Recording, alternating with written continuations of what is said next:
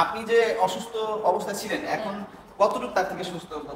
অনেকটা আলহামদুলিল্লাহ অনেকটাই অনেকটাই। সুস্থ হওয়ার আমি একবার আর যতদিন আইসি কিন্তু আমি হাঁটতে পেতে পারতেছেন? দিতে গেতে ব্যাপার করছি না আমার মনে করে আমি পুরা দূরে হাঁটা চলা করি।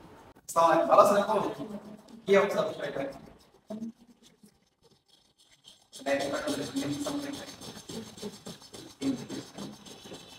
এখন কি আল্লাহর রহমতে ভালো লাগতেছে?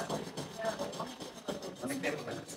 সবাইকে আসসালামু আলাইকুম। আশা করি সকলে ভালো আছে। তো আসলে আমাদের আপু উনি প্রায় ২ দিন হইছে। উনি ২ দিন আগে আমাদের এখানে রাত ৪ টার সময় ভর্তি হয়। উনার সমস্যা ছিল হলো শরীর প্রচুর পরিমাণে কাঁপতো এবং আরেকটা গাইনি প্রবলেম ছিল। আর হলো হিমোগ্লোবিন ছিল অনলি ৬ পয়েন্ট। তো আলহামদুলিল্লাহ তখন তার অবস্থা একদমই বেহাল ছিল, এটা আপুরই কথা। তো আলহামদুলিল্লাহ এখন আপু পুরোপুরি সুস্থ, সুস্থ পুরোপুরি সুস্থ বললেই চলে। তো আসলে রাজনাথ হাসপাতালের সেবা আমরা আমাদের মুখ থেকে কি বলবো, আমরা আপুর মুখ থেকে একটু শুনতে চাই যে আপু এখানে আসার পর থেকে আমাদের নার্সদের সেবা কিরকম গেলো বা হসপিটাল ম্যানেজমেন্টের সেবা কিভাবে গেলো, যদি একটু আপুর কাছ থেকে একটু শুনি, একটু কাছে আসুন। আপু আমাদের এখানে যে আপনি আসছেন আপু, এখানে আমাদের সকলের কিরকম সেবা পাইছেন আপনি যদি একটু বলতেন।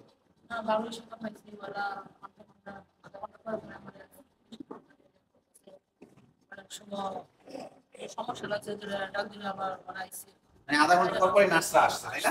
আচ্ছা আচ্ছা, খালারা করে ডাকছেন তখন তখন পাইছেন? পাইছি আচ্ছা, আপনি যে অসুস্থ অবস্থায় ছিলেন এখন কতটুকু তার থেকে সুস্থ মনে অনেকটা করছেন? আলহামদুলিল্লাহ অনেকটাই সুস্থ অনেকটাই। হওয়ার আমি একবার আর যতদিন আইসি কিন্তু তখন আমি হাঁটতে পেতে পারতেছেন? দিতে গেতে ব্যাপার করছি না আমার মনে করে আমি পুরা দূরে হাঁটা চলা করি।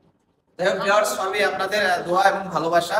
আপনাদের দোয়া এবং ভালোবাসা আছে বিধায় আজকে রাজধানী হাসপাতাল এতটা দ্রুত সময়ে অনেক দূর এগিয়ে যেতে পারছে। তো আসলে এটা মহান আল্লাহর কাছে লাখ লাখ শুকরিয়া। আশা করি সকলে আমাদের রাজধানী হাসপাতালে আসবেন, সেবা নেবেন এবং সুস্থ থাকবেন। আমরা আপনাদের পাশে আছি সর্বসময়, ২৪ ঘন্টা।